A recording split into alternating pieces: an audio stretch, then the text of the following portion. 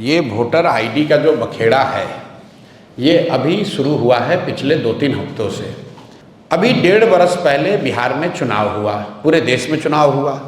उसी voter list से देश की पार्लियामेंट का जो सबसे बड़ा सदन है, इस देश का लोकतंत्र का सबसे बड़ा मंदिर है, जिसके जरिए यहाँ के प्रधानमंत्री का चुनाव हुआ है, उसी वोटर लिस्ट से उनका चुनाव हुआ। अब आप बता रहे हैं कि वो वोटर लिस्ट फर्जी है, तो क्या चुनाव आयोग ये स्वीकार करने को तैयार है कि जो पार्लियामेंट का चुनाव हुआ जिसमें मोदी जी प्रधानमंत्री बने वो वोटर लिस्ट सही नहीं था?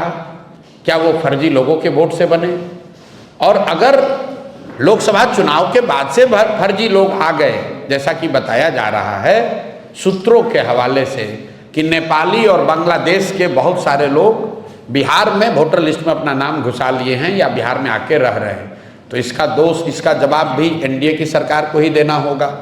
क्योंकि लोकसभा चुनाव के बाद बिहार में मोदी जी की और नीतीश जी की ही सरकार है, तो आपने ये कैसे अलाउ किया कि बांग्लादेश से लोग आकर यहाँ रह रहे हैं? आपका प्रशासन क्या कर रहा है?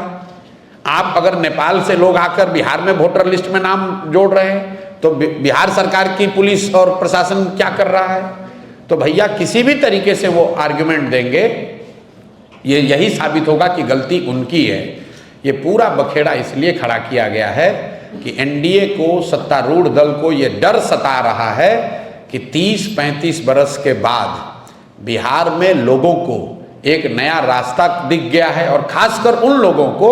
जो प्रवासी मजदूर हैं, जो गरीब हैं, जो इस व्यवस्था से के मारे हुए लोग हैं, जिनको इस व्यवस्था और इस भ्रष्टाचार से की वजह से जिनका जीना दूभर है,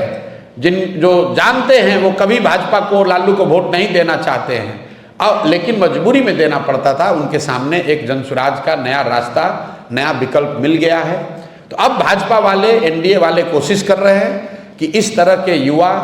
इस तरह के प्रवासी मजदूर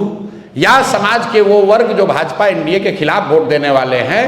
उनको वोटर लिस्ट के शुद्धता के नाम पर उनको परेशान किया जाए और जहां तक हो सके उसका नाम काटा जाए।